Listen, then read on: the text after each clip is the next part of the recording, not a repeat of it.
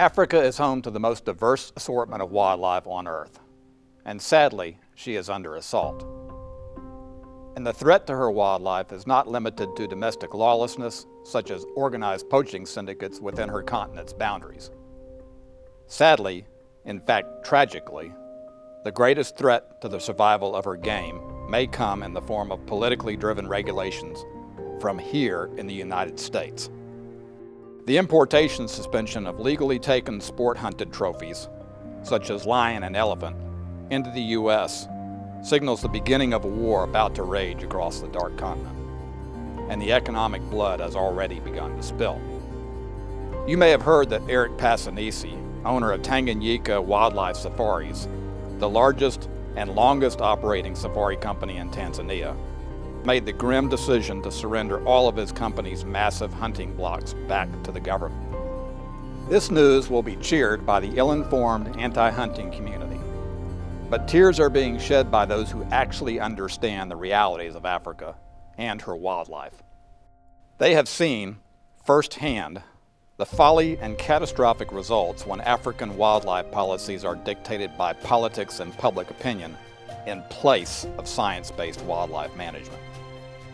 With this, the closing of a single safari company, the following conservation measures have become a thing of the past, and experts fear that the game will soon follow.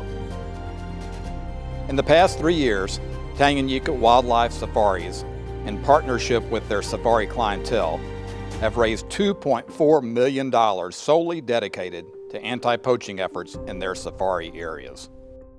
This critical funding has now vanished overnight, and with it, the safety of game that flourished due to that ongoing protection.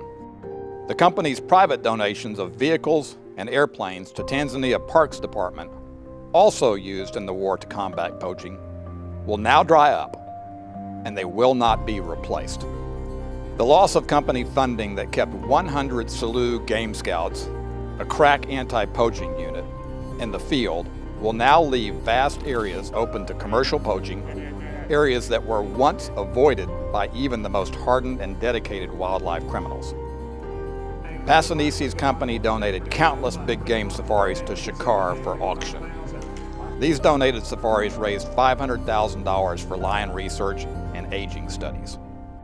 The loss of this single safari company and its decades of dedication to wildlife conservation could have an irreversible effect on the future of all wildlife in Tanzania.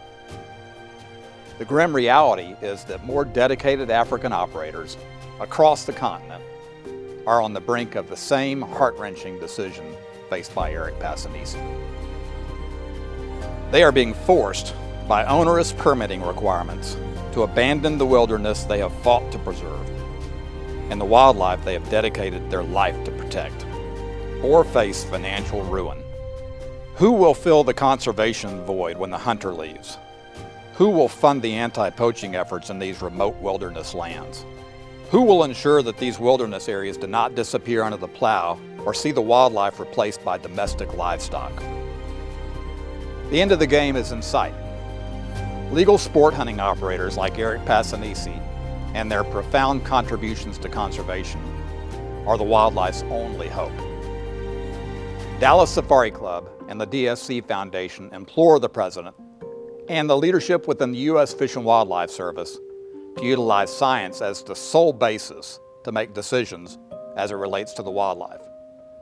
If politics supersedes science-based wildlife management, we will have placed the death sentence on Africa's game.